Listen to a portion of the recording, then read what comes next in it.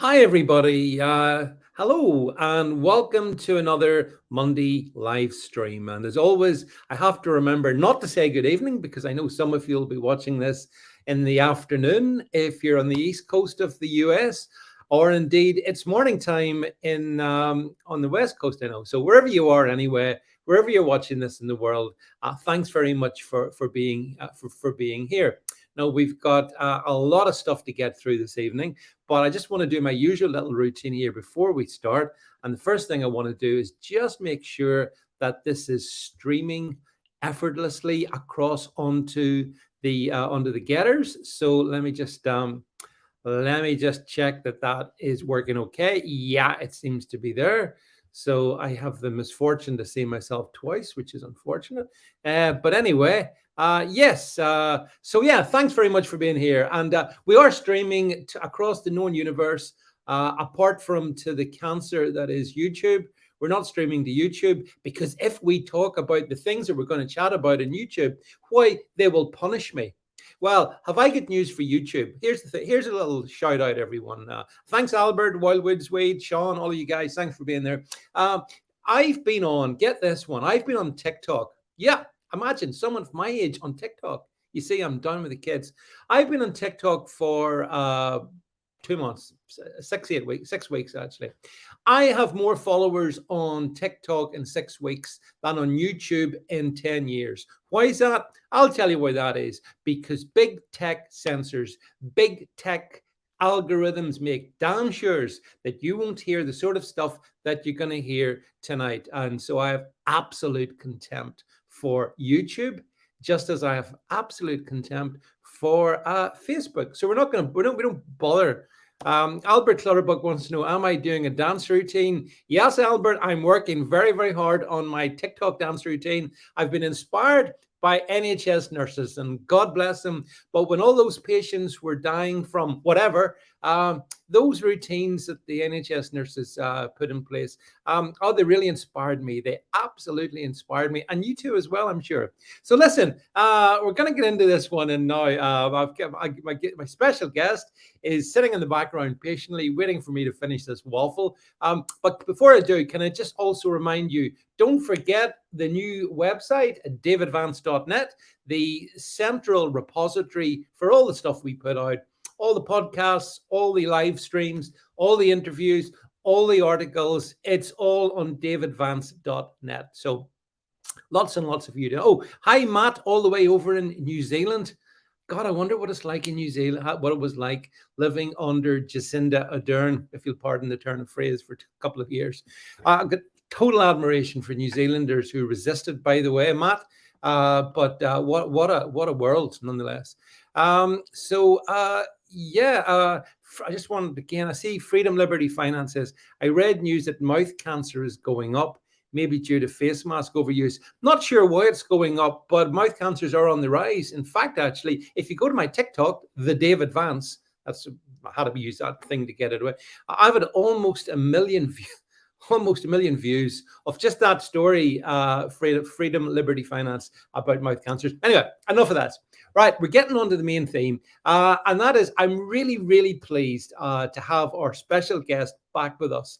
Now, he was with us a little while ago. I know there's been a lot of things happening in the interim. So with that in mind, I am delighted that he's been able to find some time to spend a little time with you and me this evening. So without further ado, can we please bring onto the stream Dr. Dave Cartland. Hi, Dave. Hi, David. How are you?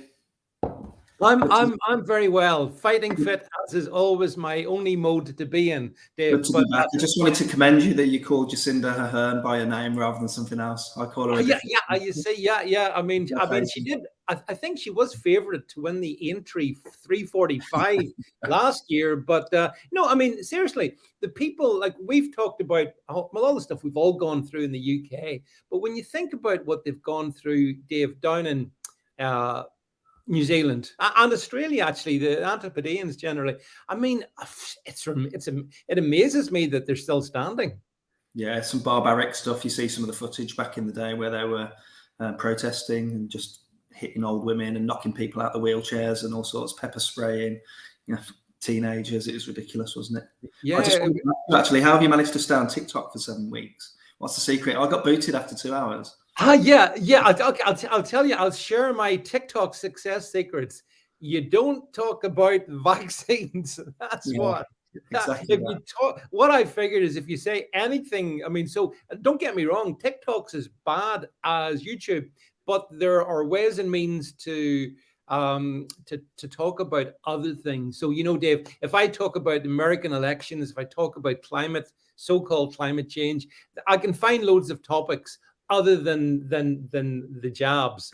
But if you talk about the jobs, they will assuredly take you down. So my commiserations. I'm sure I'll be taken down as well, by the way. Well, I've done the clean sweep again. I've been rebanned from Twitter, but the top 6: YouTube, TikTok, Facebook, Instagram, Twitter. What else have I been banned from? The whole lot have nuked me. But I mean, Facebook nuked me for putting there was a guy called Matt Walsh who did a documentary on what is a woman. So I posted that up without any comment, and they banned me for hate speech. Yeah, they're hateful. I can remember actually verbatim quoting from the some stats from the MHRA.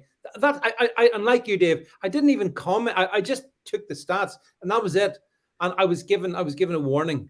Yeah, I try not to comment. I try and post these kind of pertinent articles and from peer-reviewed journals most of the time, without opinion, really. And you still get done for misinformation. I've done interviews where I've held documents up to the camera and read them, government documents, UK HSA data, government ONS data, and still that's deemed misinformation when you're holding them up to the camera, reading them off. Like I say, I have the data. It's dangerous to the people who are trying to keep this whole farce going. I think that's the truth of it. But congratulations on the full sweep. I mean, that's to me, Dave, all that means is that you're a truth teller and they hate it. And particularly coming from your professional background, I think that probably annoys them a lot. My latest pastime is tying up the GMC, NHS England, and the chief medical officer of where I live up in knots with data. They just haven't got a clue. They keep telling me to leave my opinions at the door, and I keep trying to convince them that my opinions aren't, the ONS data isn't Dave Carton's opinion. It's a data set that's, visible for all to see if they could only be bothered to have a look for it. If they were interested. Well, I'll tell you what I thought we'd do just to kick off with. And I think I saw this on, I think it might have been your Getter feed. One of your feeds where one of the platforms you're still allowed to be on. And it amused me. And I thought I would play it for everybody. There was a great little compilation, or someone sent it to you or whatever, Dave. And it was a compilation of COVID insanity, basically. And I thought, so everyone watching this, I'm afraid if you're listening, it's going to lose somewhat in translation. But if you're watching this, I wonder, Dave, I can last for about a minute or so, but can we just play this compilation just so we remember exactly the sort of stuff that's been going on? So hopefully my producer has it sitting ready to go.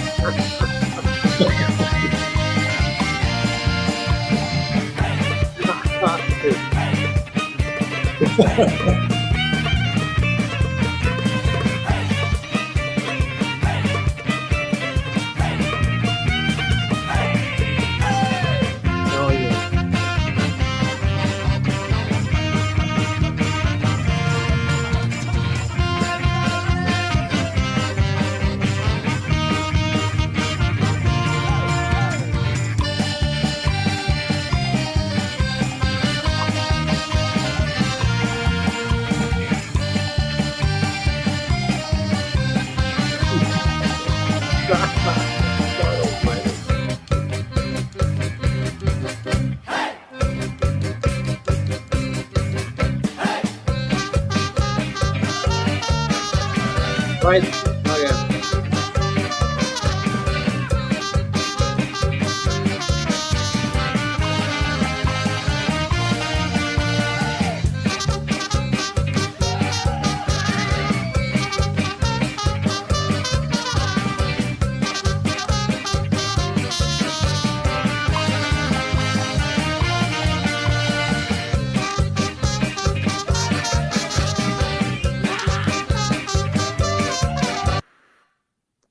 Okay, Dave. I'm not sure whether the right response is to laugh or cry. What do you think? I'm just embarrassed for humanity watching that. Like you said, if it wasn't so sad and embarrassing for humanity, then it'd be funny. But these are real examples. I gather. I hope some of them were taking the mickey, but I don't think they are they? It's just embarrassing. No. Such levels of stupidity and insanity, and not questioning things like putting a paper bag over your head, or that one with a bottle, or masking up your dogs. What are they thinking? These people. It's embarrassing. I know. You're dead right. It's humanity should be embarrassed by that. And you know, when you look at those, I mean, the thing is that I think that's a lot of examples over that last sort of couple of years, more or less, since summer of 2020. I've seen it with my own eyes, David. I mean, down on the beaches in Cornwall, there's people in the sea with these masks on, the sunbathing with masks on. I mean, some to the point where they've got the pale lines afterwards. No word of a lie. And there's a lady earlier I was walking through town, and she was literally stumbling in the road, nearly in front of a car, with a mask and a visor. In fact, I think she had 2 masks on. I mean, even now, she probably had 5. Dave, that was one of the questions. I've got a few questions I wanted to ask you, and I see people still in November 2022 still walking around with masks on, very and all different age groups. It's not just the elderly; it's mostly them, but it's also middle aged as well. David, to what do you attribute that? Have they just been? What's wrong? They must have had something on the BBC or Sky News about masks, so everyone's followed as a good little sheep that they are. So, I mean, it must be. People talking about one of our listeners here who's a regular says that he's just back from Germany and they're still wearing the face muzzles in Germany. Well, that doesn't surprise me, Chris Davies. Orders must be obeyed, I think, is the German response to a lot of things. Dave, I don't understand it. I mean, is it psyops? Are these people? Is it mass formation psychosis? I've heard all different theories about it, but it's depressing at one level. I think they're lost. Do you? I think they are, but they're either rebreathing too much of their own CO2. I think there's a genuine element of that. You know, these people have got hooked on their CO2 retention because they're not breathing the air that we are with those masks on. And elements of it. I mean, the people who are masked up have obviously had about 5 or 6 jabs apiece, haven't they? So there could be all elements of spike protein going on in their brains as well. So I've seen people changing in the last few months completely. In terms of their personality, aggression, ability to think about things clearly. I've seen that in friends, family, colleagues. I want to explore that with you as well. I mean, but as I say, I've got my list of questions. I thought, well, I've got a consultation with the doctor here, so I got lots of questions for you. And some of these we maybe touched on the first time. Some of them we haven't. But off the top of my head, Dave, whatever happened to the Hippocratic Oath? Well, yeah, it's a brilliant question, isn't it? I remember standing up at my med school, I think it was 2008 now, and it was an opt-in, actually. I don't think everyone had to stand up and say it, but it was, and the main headline from that is to do no harm, isn't it? It's the one thing everyone takes from it, that oath to do no harm at first. So what happened to it? I think med schools have phased it out ever since I graduated. It's because it was optional even when I did it. So it's classed as an old-fashioned oath, really. I don't see what there is in phasing something out whereby you take an oath to do no harm at first. So, it seems like something that should stand the test of time, really. But a lot of biomedical ethics have been eroded these last few months, in particular about informed consent, I'm sure we'll talk about, and bodily autonomy and not coercing. I mean, the whole crux of becoming a GP, the whole training when you do your exit exams, it's all about, honouring these ethics, they're kind of sacred ethics. And they're quite the opposite of what we've seen over the last 2.5 years. You have to meet halfway with the patient, what we used to call paternalistic medicine, where you went to see the doctor said, I'm the doctor and you must do this with a stiff upper lip, and you did it, back in the day. But nowadays it's all about reaching that therapeutic alliance where you give the patient both sides of the information and you come to an agreement, in full view of the knowledge. And that's just not been happening with COVID, as we all know. It's just been, it's safe and effective. Roll up your sleeve 5 times, else you won't work, else you won't fly, else you won't go to that funeral. It's just Yeah. been complete railroading, and it was one of the first things that really stood out to me, the erosion of ethics, even confidentiality. People, in restaurants demanding people's medical history, exclusion for not having disclosed it. It's absolutely ridiculous. And, people talking openly in receptionists. You wouldn't talk about medical stuff in a reception area from general practice, but you'd get people approach the desk and not only be demanded to wear a mask, but being asked if they're vaccinated. And every member of the public in the waiting area could hear that conversation. So, notice that I've seen people that have approached A&E receptions or heard of cases where people have been refused treatment for not being vaccinated and completely shunned. Just at the urgent care centre where I work, they made a lady who was about 30 weeks pregnant because she was positive for COVID stand outside in the rain. She was 30 weeks pregnant. And I just marched in. It's one of my first days on shift. And she was stood out there getting absolutely soaking wet. Yeah. I just went out and grabbed her. These guys were all masked up and visored up and PPE'd up. I just went out there, shook her hand, and went into the room. She had a flu-like illness, and I kicked her out after examining her, and that was it. And everyone was pale and mortified that I'd gone in, without all this PPE on. This was only in July. They're still petrified. Half the team were off sick anyway with COVID, or the third bout of COVID. So, going back to the Hippocratic Oath, it's just non-existent at all. Fast. So much to say, even just to that. Those comments you've made, Dave. The thing is, for example, if I look at my local GPs, I had a reason to be in there the other week, and they've got the signs up, wear a mask. Answer: no, I'm not wearing a mask. But they all are. I still in my GPs, all the staff are masked up. Inexplicably to me, and pretty much all the patients were as well, apart from the awkward squad members like myself. And it's like the NHS wants to keep the mask wearing thing going, even though it's like a Stockholm syndrome, David. I had a really good talk yesterday with a group called Doctors for COVID Ethics, and it was some psychiatrist or psychologist talking about people actually enjoy this. It's almost like that Stockholm syndrome, the relationship between an abuser and the abused. And it's a really great presentation, lots of meat on the bones, really. And I experienced this for myself. 2 days ago, my daughter was unwell, and I never treat my own daughter. I always, if she's lethargic and not very well, I get another doctor to give her the once over. So my wife rang the surgery. The first thing they demanded was that she got COVID, and she said, "Well, I don't know." She said, "Well, you need to test her. And she needs to wear a mask if she's coming into the surgery to be assessed." And it's a 3-year-old girl. My wife is recently woken up, and so she's she gave him a little bit of a kickback on it, and the doctor just responded saying, "Look, we have to protect our patients, we have to protect our staff as well from COVID." These doctors are five jabs down now, so they're obviously admitting that their vaccines aren't working, or they're just neurotic. And my colleagues are neurotic at the moment, and I'm the mad one. Yeah, as you said, but it's such a spurious excuse, isn't it? They've got to protect their colleagues and patients, and as you say, most of them are sort of quadruple jabbed, if not more. So what do they think they are protecting their colleagues from? Even back in September last year, it was immediately apparent that this thing was a cold at worst. Because I used to speak to these positive COVID patients, and it kind of. We're glorifying a cold here. That's exactly what it is. Most people had a snotty nose at worst. Other people had achy joints, like man flu symptoms. And we're giving them lots of attention for it, and not offering them any sort of treatment or anything. It was just a bit of TLC and a bit of the doctor's shoulder to cry on. And these people we were giving hours of doctor time to, ringing them up just because they were COVID positive, just to assess their breathlessness. And that is such a waste of resources. I see. One of our viewers has made the point that he says, I hope I haven't misgendered him. Airstrip One News says it's impossible to see my GP. Everything is now done over the phone. I think that's pretty much the case for most of us, Dave. If you want to, you don't see your GP. Your GP phones you if you're lucky at an allocated time, and that's it. What do you think of that?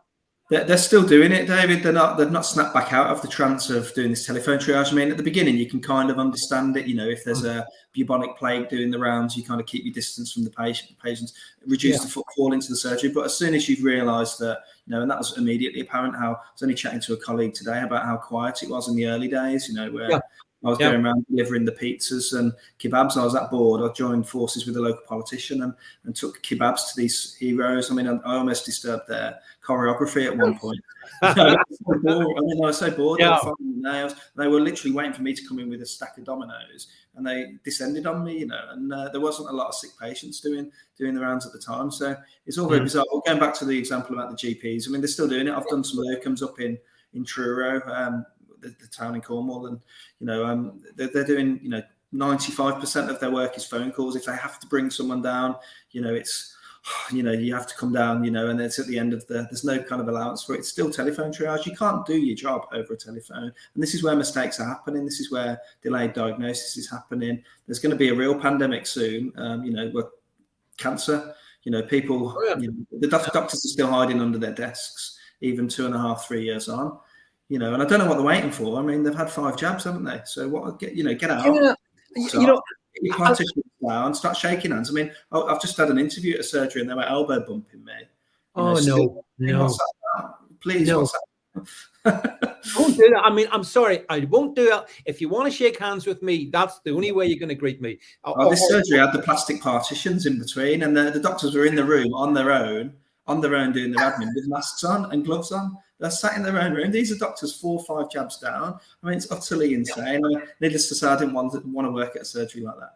Yeah, but I remember what you said to me the last time we spoke, and I was fascinated by this whole issue at the time of how can these highly educated or intelligent people, and maybe there's a distinction between the two things, how can they fall for this whole thing, and then how can they continue with it? But I remember you said to me at the time, David, you have to understand the nature of how you become a GP and the particular skill set of being a GP. And it doesn't necessarily equate to, critical thinking. Let's put it like that. Would you agree with that, Dave, that critical thinking? Absolutely, yeah. You put through medical school and you're kind of institutionalized to read guidelines, to follow algorithms, that it's this pill for that and this pill for that. And you're not, trained to critically appraising. A lot of the skills that I've got that has allowed me to snap out of this was my first degree. My first degree not only did it put me with this sort of immunology and virology knowledge that, I can tie my doctor colleagues up in knots with because I just don't get taught it in the curriculum.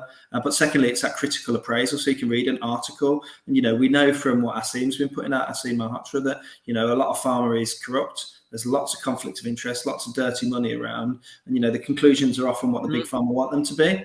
And so, in that, you've got to be able to look between the methods that are used in these studies and say, actually, that's the power of the study isn't good, the significance level, and use statistical methods and critical thinking and critical appraisal of that article. So is this a good study or not? Doctors don't know how to do that anymore. And it's definitely not instilled into them in the medical curriculum. I'll tell you that for nothing. A lot of my skills, as I mentioned, came from a previous life as a scientific graduate. Yeah, which has been, I think, a great asset to you, Dave, in being able to withstand, I guess, a lot of the, the brainwashing that has been going on. But here's the thing I wanted to say to you. I wanted to ask you. I mean, how can any GP in November of 2022, with a good heart, recommend the second booster jabs to people in general, and one group, there's 2 groups that bother me, pregnant women?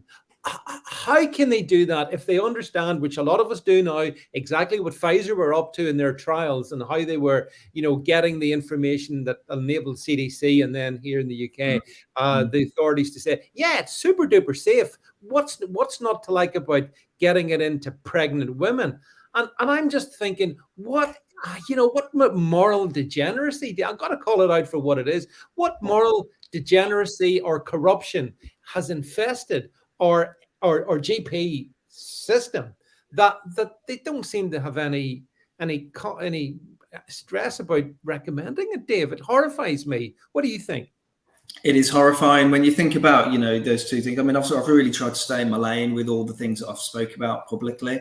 I spoke about lockdown, 6 things: lockdowns, futile and dangerous; masks, futile and dangerous; vaccinating pregnant women; vaccinating children. No brainers, as far as I'm concerned. Easy wins, really. Biomedical ethics of informed consent, not bullying patients, not coercing them. And bodily autonomy, a valid refusal of consent is, as valid as anything, even if it doesn't agree with the doctor's science or, for the benefit of the patient. And finally, vaccine injuries, recognising these people instead of gaslighting them and making them feel like they're mental. Believe me, I'm inundated at the moment with vaccine injuries. We'll talk about later Yeah, on. we'll get onto that. Yeah. But, I mean, if you think about it, I mean, the trials themselves, I mean, I've just come back from the World Council for Health Westminster meeting where all the doctors are awake. I hate using that phrase away, but we all stood together. And one of the lawyers, Phil Hyland, spoke about, we've got to really get hard on these doctors now about using their practical, I mean, the professional standards of a doctor. For example, there's GMC, good medical practice guidelines, and it's very strict on, keeping up to date with evidence-based medicine, doing no harm. There's things like the duty of candor, where you're ethically and duty bound to, if there's a concern, whistleblow safely, and have a discussion around things. There's ethical guidance on the informed consent under GMC guidance. So we really need to start using this against the doctors now. And going back to the trials, these people were excluded from the trials. They were excluded from the Moderna trials. They were excluded from the Pfizer trials. So by definition, they were deemed at that point when the trial started that as long as the only people that could partake in it were 30 to 50-year-olds without any comorbidity. So any comorbidity were kicked out. And so why was it okay to kick them out of a trial then? Firstly, that's exclaiming the fact that, we've got no data on these people that are pregnant or breastfeeding or hypothyroid or whatever medical condition because they were booted off the trial. And we need to start, taking the power back. I keep saying that the duty of the burden of proof is on the person making the claim. And we've been far too easy on these doctors when we turn up and roll our sleeves up to not give them a good grilling and find out what the hell they're injecting you with, because they don't know. I mean, I know even now, how many weeks and months are we into this? And they don't even know it's mRNA. They don't know the basics of what they're giving to people. And it's absurd that these people can get away with it. And I'm the one that can't work at the moment because I'm crazy, apparently. So. Yeah, but the fact that, of course, we know, Dave, the reality is exactly the opposite. They're the crazies, and people like you are the people with the high ethics and the sanity. But unfortunately, the sanity goes against the narrative. I mean, I see someone referenced it here. Did you see that story in the news the other day about the cruise ship that went from New Zealand to Australia, and everybody, all the crew were jabbed, multiple jabbed, all the passengers had to be jabbed, and when they landed in, I think it was Sydney Harbour, roughly 20% had tested positive. This is what got me, Dave. They tested positive for COVID, either asymptomatic or very, very mild symptoms. But if you're asymptomatic, why would you? I don't understand. How can you be tested? If you must be, they must be testing themselves like on the hour, every hour, which might explain it. How do you explain that? Again, it's that kind of almost attention seeking, isn't it? I don't know. I mean, firstly, it blows the whole science out of the water, doesn't it? These people to get on the ship needed to be quadruple jabbed or treble jabbed or whatever the thing was, and they're all walking off or quarantined for the fact that they're all positive. So it just blows it out of the water, the science. It's utter nonsense, isn't it? Yeah. I mean, I go back to when you were saying about the doctors a minute ago. I mean, we know that this autumn booster, particularly the Moderna bivalent one, it's never been tested on humans. I sent this to my boss the other day, my old boss, who I did used to have a lot of respect for, but I just said to him, look, I won't name his name, but, very senior GP in the area. I said, look, you do know these. And I spent a half a day trying to debunk it because I thought this can't be true that they never tested this Moderna Spikevax bivalent on humans and this whole 8 mice thing. It's absolutely true. I spent a whole half a day looking, 12 hours, in fact, couldn't find any documentation. Somebody sent me through the study of the 8 mice. And actually, the 8 mice were, they killed them and they all had COVID at the end of it. And they went straight from mice to humans. I mean, and I sent that to my boss and he put a little mouse emoji, put squeak, squeak, squeak, like it was some sort of joke that he's vaccinating our public down in Penzance. And he put, oh, I won't be having this vaccine anyway. I've got COVID for the 3rd time. Now, this guy's quadruple jabbed. And this is a senior GP. So what hope have we got? It's a real example of just the idiots in action. Absolutely shocking. Yeah, it's remarkable that I was reading some stats on the NHS website, and apparently on this so-called autumn booster, although of course none of them are boosters in the conventional sense of boosters, just like it's not a vaccine in the conventional sense of a vaccine, but apparently, according to the NHS website, 14 million people have had their 4th jab, 2nd booster, which compares pretty badly actually with the total. I got the number who have taken their 3rd jab according to the NHS, and I would dispute all their figures, by the way. But anyway, they say 38 million took the 3rd dose, and only so far 14 million have taken the fourth. Do you think, Dave, from what you see, there is more and more people beginning to say, no, thanks, I'm done, I'm out? What do you think? Without that, yeah, everyone outside of the medical profession, yeah, they are starting to realise now. I thought personally when they started going for children, that would snap everyone out of it. But I think now people are being asked for their fifth jab at the same time as the flu jab, and people are just I mean, they're taking the mickey now, aren't they? Really? I mean, yeah. Well, I mean, I know someone who'd taken three, a family friend, and they'd taken. They are probably the typical, senior public sector person who follows authority and does what they told. They'd taken the first three. But they noticed that then some of their friends, Dave, had taken the autumn booster, and almost universally, all the friends who had taken the fourth one had been quite ill for quite a few weeks after taking it. So they've decided, no, I'm not. This is reproducible now. Like I say, I don't know the up-to-date data from the sort of government official stats, but people are voting with their arms now, and people have had bad experiences. And I keep saying everybody knows somebody. I just saw an American guy interviewing, and he turned around to the crowd and says, "Can you put your hand up if you know one person who's been vaccine injured? Put both hands up if you know more than 5 people that are vaccine injured," and all that double hands in the audience. And everyone knows somebody. I mean, whether they attribute it to the vaccine or not, we all know somebody. The data's damning wherever you look for it. I just noticed one of your comments about the data for the stillbirths and stillborn and postnatal complications and things. This data is across the board, across all the European countries. That people are. I mean, there's at least a 20% drop in birth rates. Stillbirth rates are up. I read a data set from Australia earlier today, and the drop off in live births is huge in 2021. Now, there's something at play now. I mean, even the most hardened vaxaholic must say, look, what were we doing in that year that's caused this? What could potentially be? They're not asking. They're just not. I sent this data to the same guy, actually, and he sent me a message back saying, well, Dave, the 2 problems with this world at the moment are, climate change, all that. And the second thing is the massive population needs to be reduced. He was quite blatant about that.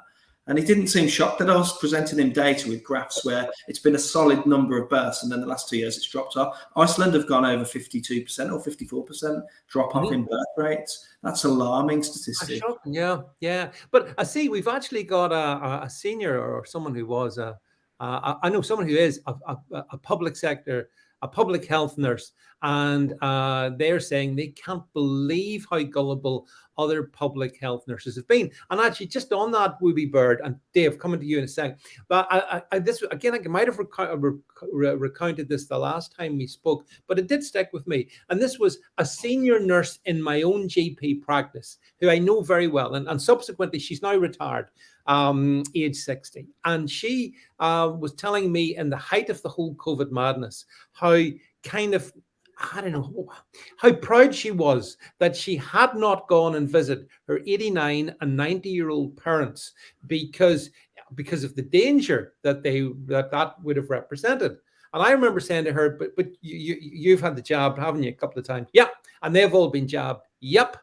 Now, here's the thing. Since I spoke with her, I discovered the other week that her father has subsequently died, and her mother is in a care home. So the last bit of their life, this is the bad bit. So the final bit of their lives, and it's only one little story, but the final part of their lives, the last year, maybe year and a half of their lives, they were denied the love and proximity of their daughter because she, as an NHS nurse, went with this crap. Yeah, I mean, some videos doing the rounds at the moment about care homes and grandchildren visiting, and the gran up the other side of the plastic sheet or whatever there was. Horrible. I mean, we're going to look back on this, and I hope that's the only thing that keeps me saying that. We're going to look back at this and realise exactly how stupid the medical profession, how unethical, how downright genocidal these people are. Yeah. And we'll look back. I mean, I watched a video earlier again today of the swine flu when they were pushing it. It was a doctor from down this way, southwest, public health doctor saying, make sure you get your swine flu vaccine. It's safe and effective. Those words again, safe and effective. And while you're there, get your seasonal flu jab. Now, that didn't age well, did it? No, it didn't. I mean, we've got 2,100 just in this UK, 30-odd thousand in America, and they're still pushing it. And you've got to remember the disease has fizzled out, even if it was anything other than rebranded flu, cold, whatever you want. The obsession with getting this jab into every man, woman, or child is so sinister. Anyone who speaks out against a narrative gets completely censored. If I was even on the vaxaholic side of the equation, I would be looking at it and thinking, particularly somebody like myself, I don't get a minute or two with, in conversation. I'm still waiting after 2 years now of speaking out about this for a doctor to sit down and pull me up and say, Dave, you're misreading things. You've got this completely wrong. This is the flip side. And like I say, in my journey in the last 6 months, I've had to face off against GMC, NHS England, the Chief Medical Officer of Cornwall, and everyone in between. And they just don't know the basics. They don't know what to do with me. They refer me on to somebody else who refers me on to, so they pass me around and they pass me up the pyramid. And once I get to the top of the pyramid, they still don't know what to say to me. They don't know how to answer me because I know my data. And they keep saying, oh, Dave, we haven't got time to keep up to date like you have. It's like, it's not an opt-in here, guys. You need to, it's your professional obligation to keep up to date, particularly if it's a worldwide killer pandemic. It's dereliction of duty to not keep up to date. It's not an opt-in. And I keep getting told, oh, well, you know so much more, but I'm not in a position to debate you. And this is Chief Medical Officer. Well, I take it back. I'm not talking about the Chief Medical Officer with this example. Your senior people in the hierarchy that really should have some knowledge other than just spouting out, policy. I had a run-in with somebody during a grievance. I'm still suspended for not wearing a mask from my hospital. We've got a massive shortage of doctors down this way. And I'm still suspended for not wearing a mask. This was in July, and that's rumbling on in the background. I've applied for every job, to every surgery within 90 minutes circumference from where I live, and none of them have replied to me. It's very odd for me to not be able to get a job. I had 2 responses, both of which were proactive vaccine centres, and we do not believe your anti-vax reputation would be suited to our surgery. And one surgery put the phone down on the agent because they mentioned my name, and she went, no, we don't want that anti-vaxxer working at our surgery. And these doctors have got 7 vacancies, these surgeries, and they won't let a crazy anti-vaxxer like me near them. Well, yeah, but actually, that's a really good point you make. As far as I can understand, there is a shortage of doctors in across the UK. They're struggling to get doctors actually in, but in your case, they won't allow you in simply because of your views as regards the the clot shot, and that's colourful. Yeah, I mean, I was doing some locum work back in July, and I was going to lots of different surgeries, and I was doing what I was calling the COVID sermon. So I was going in and having a coffee and grabbing as many healthcare staff as I could, in a bid to convert one person. And I was, and what I noticed was that as soon as Dave Cotton started spitting out truth bombs or data that went against the narrative, then firstly the room emptied very quickly. Senior doctors first, less senior second, and then the nurses and the healthcare stuck around a little bit. But even then, you'd have 10 minutes of the time if they gave you that. You get little taps on the shoulder saying, can you leave the coffee room now? And I was never asked back to these surgeries. I keep saying I'm holding a mirror up to these people's complicity in all of this, and it's an uncomfortable human emotion, isn't it, when you're shown to be guilty of such a big thing. We're going to look back on this. I've got absolutely no doubt we're going to look back in 5 years. Thalidomide was safe and effective, wasn't it, at the time? But we look back now and see exactly the carnage it caused. This is thalidomide on steroids. Dave, that's the whole point, really. I mean, I know when you're living in the moment, it seems like a long time, but I'm like yourself. I'm absolutely certain in a couple of years' time, a lot of the people, the enthusiastic pro-vaxxers, and some of them have already started to do U-turns. Like there's certain prominent public figures, Piers Morgan being one. We'll just take Piers for a moment, and certain others who are now seeking our forgiveness for, well, at the time they were following the science when they said, lock us down, put us in camps. Oh, they were only following the science. And now that they know more, then they've executed a U-turn. But the science hasn't changed. That's the whole point. That's what annoys me like hell. The science is the same now as it was then. It's just that they demonized us right the way through this, and now as the figure, I mean, Dave, the information, as you say, there's not a day goes by where we're not getting more insights into the terrible damages that these jabs have wrought on humanity. And so that's why these people are running for cover, as far as I can see, trying to get mea culpas, but there won't be any mea culpas for them. Nuremberg court Yeah. trials are what we need. I mean, they keep bleating safe and effective. I mean, if anything is, has been proven unsafe by now, it's the COVID-19 vaccine / gene therapy. And if it's, why are we still talking about COVID if it's effective? End of conversation, end of discussion. It's not done what it says on the tin. It's failed as a treatment. And we need to draw a line under this, but still they're pushing it. You flick on the TV, came on Spotify earlier. Adverts pushing you to have the jab, children to have the jab. Absolute nonsense. Yeah. The children bit gets me. I mean, it's so vile, putting mRNA into these little young bodies with a whole lifetime to go. And I see, Dave, did you see that Pfizer and Moderna are saying, yeah, we might be a few issues about myocarditis, so we might need to do some long-term research. Wrong way around, guys. You do your research and then you launch your product. Not the way you're doing it, where you're using essentially, young people, but everyone is lab rats, but young people, Dave, with maybe 60, 70 years of life ahead of them, as God knows what's going to happen to these young people who have got the jabs, multiple jabs.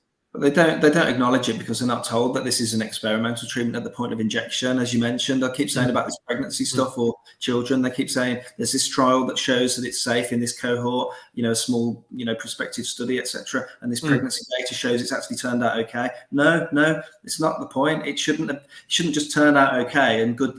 Thank God it turned out like that. We should have known that before the first needle went in the arm, and we didn't know that outside of pregnancy in children because we had no. We had no short-term, medium, or long-term data. We keep talking about medium and long-term. We didn't really have any short-term data. All the trials were really small amounts of time, ultra short, and clinical trials should go on for years, not 3 months. No, completely agree. Moderna and Pfizer are still, ongoing with their trial work now. And when they finally do, suck eggs and acknowledge things like myocarditis, massively underplaying it, massively. It's a major issue. I mean, there was a study, Thai study, prospective study on 16 to 18-year-old males, and it showed 1 in 50 of them, young men, that had absolutely no reason whatsoever to have the vaccine because they were fit and healthy. Yeah. Had a raised troponin, which was an enzyme that shows heart damage. 1 in 50. There was a V-Safe trial again. Dodgy just by definition that this data was hidden, or like the Pfizer data, it being hidden. The FDA tried to hide the data from the V-Safe trial. Over 10 million participants in that trial. It was kind of an app that you filled in if you'd experienced a severe adverse event. It was live data capture, as good as you can probably get, really, given the hesitancy and difficulties with filling in a yellow card and the time it takes. But I mean, this threw up some remarkable stuff that really should be on the BBC and Sky News tonight. Well, when it was released 3 or 4 weeks ago, that showed 1 in 13 people went into hospital as a result of the vaccine. 1 in 13, 7.7% of the cohort. That needs to be headline news. 1 in 13 people were in hospital. 1 in 4 people reported an absence from work or school from having had the vaccine. A quarter of 10 million. That needs to be headline news. That's because the V-Safe trial, if anyone wanted to look into that. Can I ask another question on this one? You see, when people say, "Oh, I'm on my 3rd jab, whatever, 4th jab, but I've come down with COVID again." Here's my theory. My theory is it's not COVID that they've come down with. What they've come down with is essentially adverse reactions to it's vaccine damage, basically, is what they've come down with, and that's being in some way, and that's being rebranded as COVID. Would you go with that theory, Dave, or what do you think? Yeah, there's 2 aspects to that. I mean, the colds and bugs that go around, and the tests are completely flawed, aren't they? So the PCR's gone now. It's crept into the shadows, the same as the AstraZeneca jab, quietly. Yeah. And so the lateral flows, I just remember when we first took our delivery of lateral flows, everyone, all the doctors, even the ones that are onto jab number 5, said how pointless they were because of the low sensitivity and specificity of them. They weren't worth the paper they're written on. So there's a lot of mischaracterization of colds and coughs as COVID, and it doesn't make any sense, does it?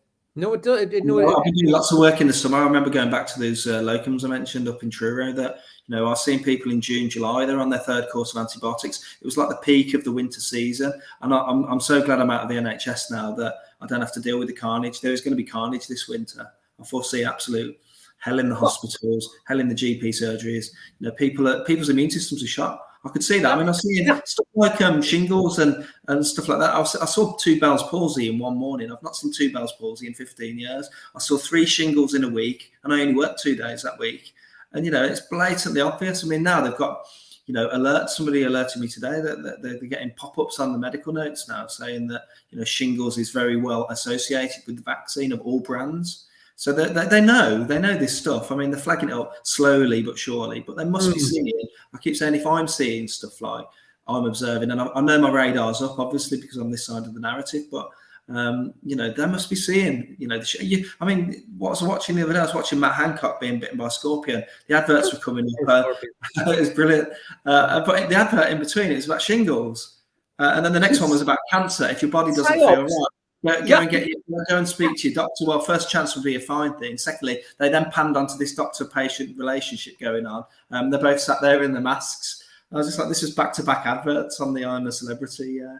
Oh yeah. Oh, yeah. I'll not go too deep into that. But you think about the shingles you're talking about and the Bell's palsy and all of that. I mean, the other thing is RSV, which is it's way too complicated for me to pronounce. But I understand that RSV is itself a noted side effect of the Pfizer and Moderna jabs. So, it's all in plain sight if people could be bothered. It's all just a sign of broken immune systems across the board. Yeah. And, these little babies are getting ill younger and younger and earlier in the year than the usual RSV peaks.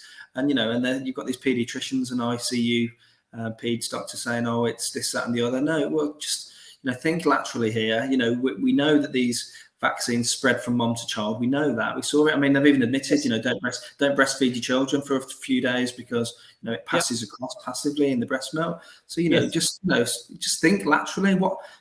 The fact that this isn't just even slightly on these people's radars, they see a vaccine injury 2 or 3 days after they took a jab. It's not on the differential diagnosis, and it's alarming that it's everything but the vaccine. It's blasphemy to even suggest that it's a vaccine. And that's all because, they've been pushing this on every man, woman and child. And, if it does turn out to be Dave Cartland's right and 99.9% of the medical profession are wrong, then, they're in a bit of trouble, aren't they? Oh, I think they are in trouble, but I think and some of them maybe know it and they dare not admit it, Dave. That's the problem. So Dr. Cartland is right, and 99% of your former colleagues are wrong. But think of the consequences. I mean, the word genocide has been mentioned earlier, and I mean, when we look at what's happening, like for example, take right now again, look at the number of excess deaths. And in those countries who jab the most, they've got the highest level of excess deaths. And, again, no real interest in trying to understand. Be an epidemiologist to spot it, do you? I mean, like the countries with the high vaccine uptake have got the most COVID. They're still talking about it. They're still the most totalitarian in all of their measures. And, like so the excess deaths are flying through the roof. You look at the countries like Haiti, I think, made the press last week because I don't think they had a vaccine, a single one. And they don't even talk about COVID anymore. I don't think they ever did. And no excess mortality. It's very clear that it's a correlation between, vaccine uptake and vaccine pushing and excess mortality, non-COVID mortality, aside from the COVID mortality. And I'll tell you, I also read another story about myocarditis in young men, young teenage boys, basically, and maybe guys in their early 20s, that kind of thing. And I listened to one professional trying to basically sweep it away, saying, well, okay, there's a little, it's statistically insignificant. Well, it's very significant for those individuals affected. And number two, almost suggesting that, well, you can get better, it's okay, don't worry about it because you're going to be fine. But Dave, as I understand it, if you could, there's no such thing as mild myocarditis. It is damaging to your heart. And if your heart's damaged when you're a teenager, well, what happens when you get in your 30s, 40s, 50s? What happens? Yeah, well, the thing is, I mean, there's two parts of your body that don't really replenish very well, the central nervous system and your heart muscle, your myocardium. So as I mentioned, that study with the Thai lads, this is with troponin. Now, troponin is only released from the heart that's been damaged myocardium. So, whether they want to call it mild or not, there's damaged heart cells here that aren't going to be replaced by scar tissue that don't contract the same way that they did before. And so you're not ever pumping the blood around the body as well as you used to. Yes. So it's absolute nonsense, this whole mild. And the numbers are nonsense as well. I mean, I've just come back from this Westminster World Cancer Health thing. We had a cardiologist speaking, and he's in a sort of position where he's in a closed community. He's on an island, Isle of Wight or Isle of Man, I think it is. Yeah. And, he said, this whole thing about COVID causing myocarditis. Firstly, papers have debunked that just recently.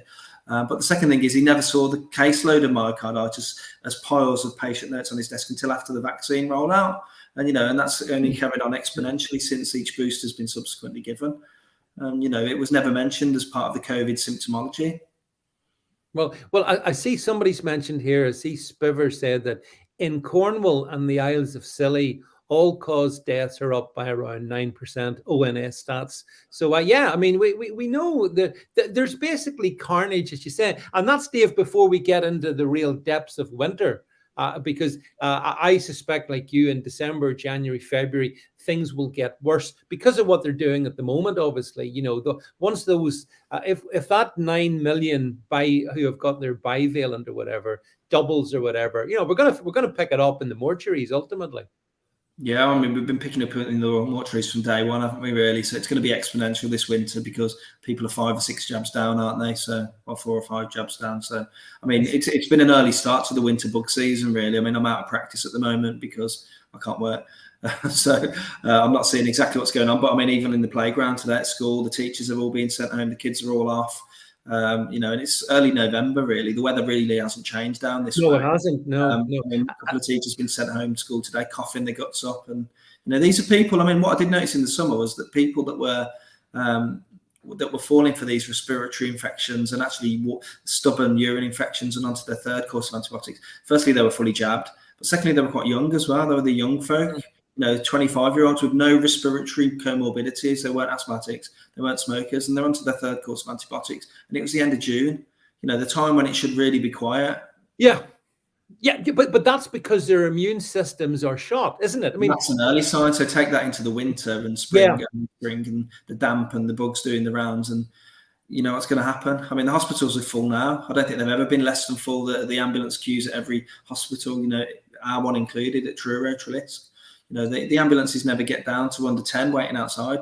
I was reading a local story here in Northern Ireland concerning a lady who died.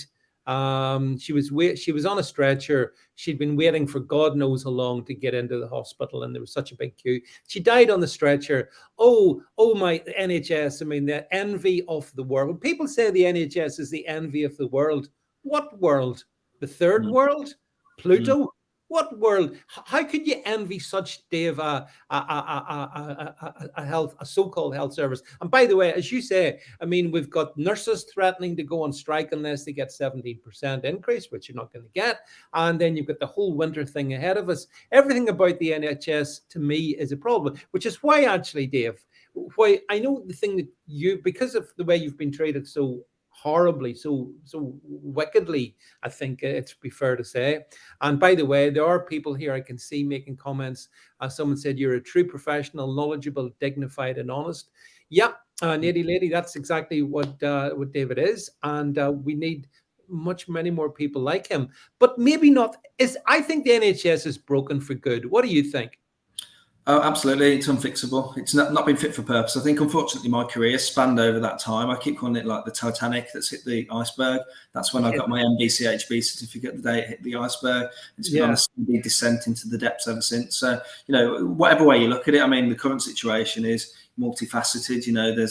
There's sicker people getting to the hospital later because the GPs are hiding, petrified under the desks. You've sacked a load of carers, so there's no health and social care beyond discharge. So people are medically fit for discharge, but are sat around waiting for the care sector to kick in and the funding around that. So both ends of the hospital, there's all the doctors are off sick with COVID. So whatever way you look at it, it's just carnage. I mean, I remember working at the urgent care centre back in the first week. All the doctors were off sick with COVID.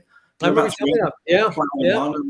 And, everyone was off, but the penny hadn't dropped. So we need to seek alternatives, and we need to seek it now because these people are this glut of people that are vaccine injured, have got no immune systems. They're going to need medical care, and they're not going to get it in the NHS. I wouldn't take my goldfish to the NHS.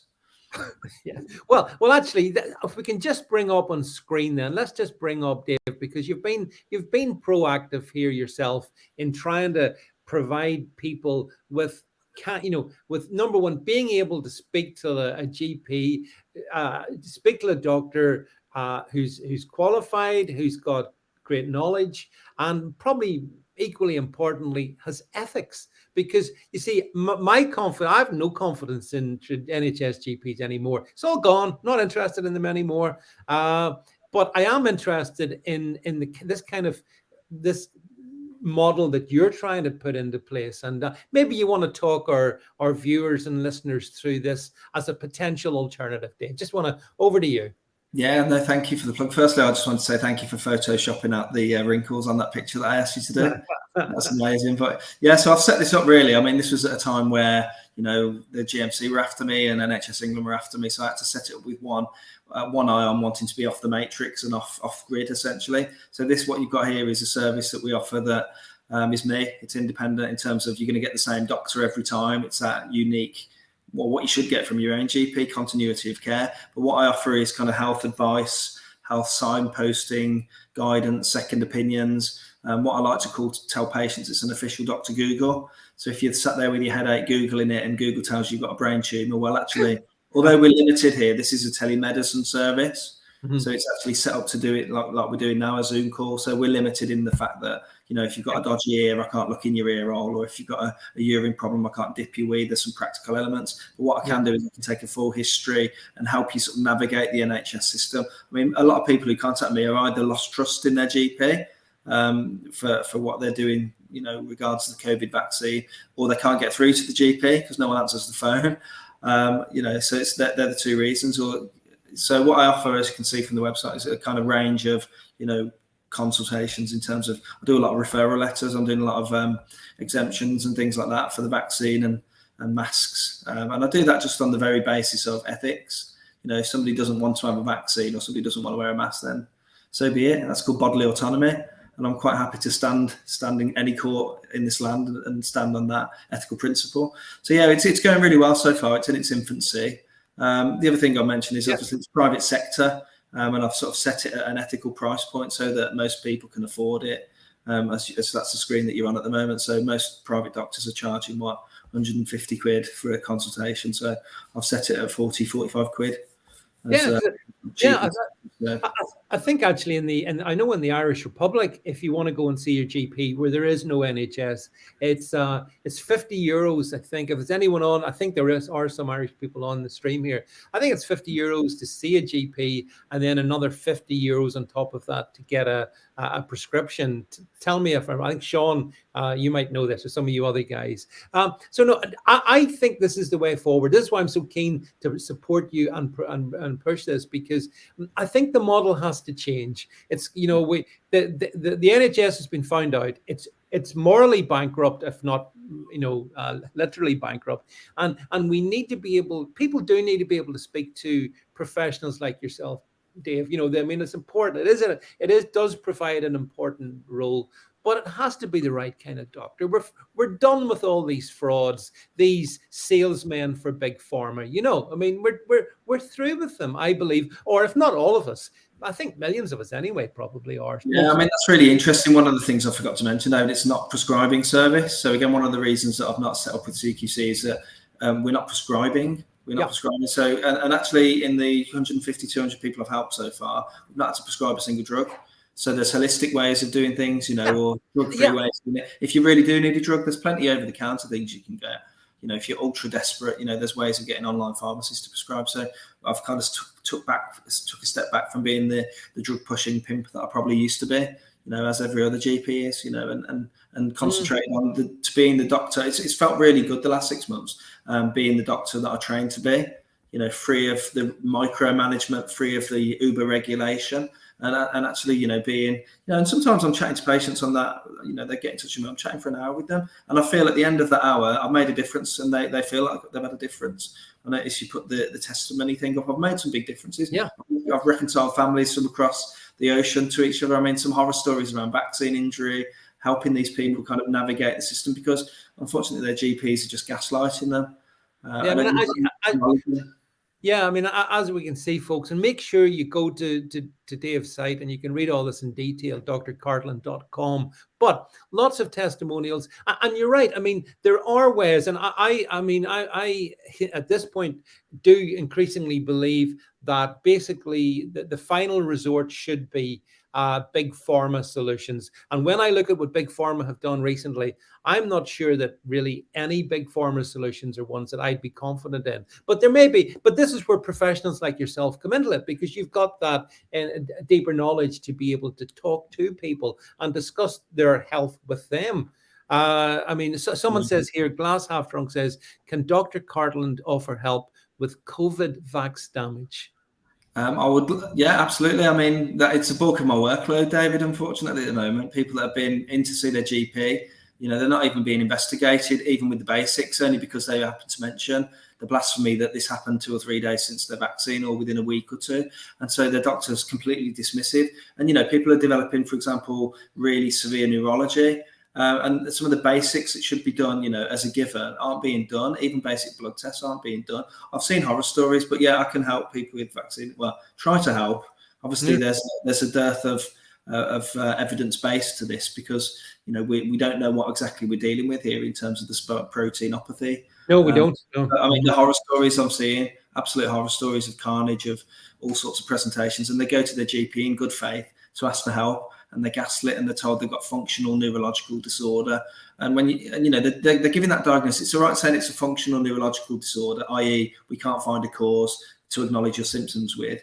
But you have to have done some baseline investigations first. These people are being told they're making it up, essentially, before they've even had a basic nerve conduction study or scan of the brain, etc. And they're being passed from pillar to post. So it's good for those guys to share, really, and feel supported. And I'm connecting people up to sort of vaccine injured support groups as well. And so it's good to kind of get everyone chatting and talking. And there's lots of anecdotal evidence of what's helping these groups, whether it's, hyperbaric oxygen or lots of other new stuff that you're not taught at medical school. Just basic vitamins and supplements, a lot of the work I do.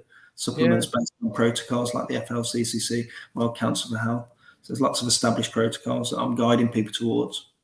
So hopefully that answers your question there. You can talk to Dr. Cartland and discuss these issues.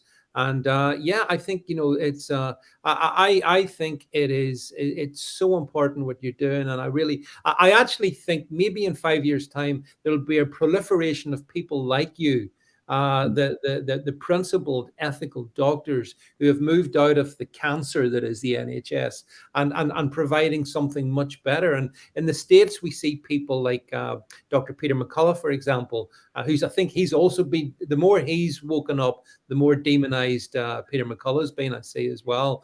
So the truth of the matter is, Dave, I think it's very hard to have principles and be in the medical field and not be punished and really taken to the cleaners. That just seems to be how it is.